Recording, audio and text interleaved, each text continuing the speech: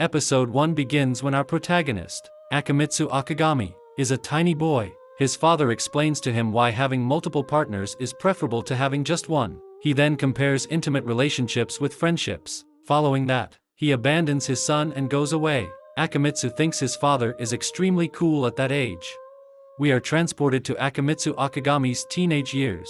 He, like his father, is fascinated by women's bodies. His father's abandonment, on the other hand, has clearly left a scar on him. As a consequence, he steers clear of women. He refuses to go when his friends invite him to mixers or other social events where he might meet a girl. While walking one day, he muses about his future plans. He expresses his desire to pass the civil service exams so that he can have a steady source of income. He also mentions how he wishes to avoid women. Surprisingly, a woman unintentionally drops a rice bag on him. He finds the woman in question to be extremely attractive, and he is completely smitten with her. He then rushes home because he does not want to give in to earthly desires. Akamitsu can't get the woman he met out of his head for the next few days. He takes things too far, and he ends up going to mixers with his friends and skipping classes. We see him quickly spiral out of control. When he is confronted with reality, he goes too far yet again. He decides to give up his secular life and become a monk. He secures a place in a temple with the help of his uncle. When Akamitsu arrives at the temple, he is greeted by the same woman that has made him become a monk.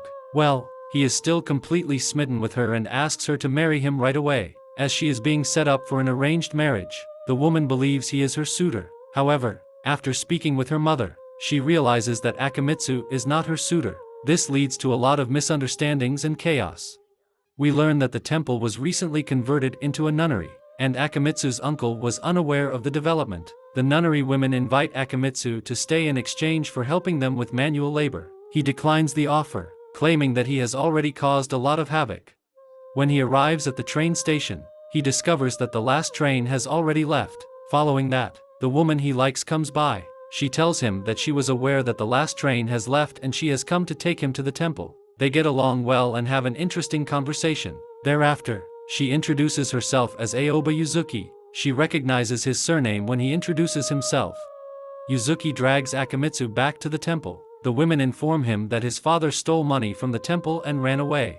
Following that, they inform him that he must repay the debt with his body.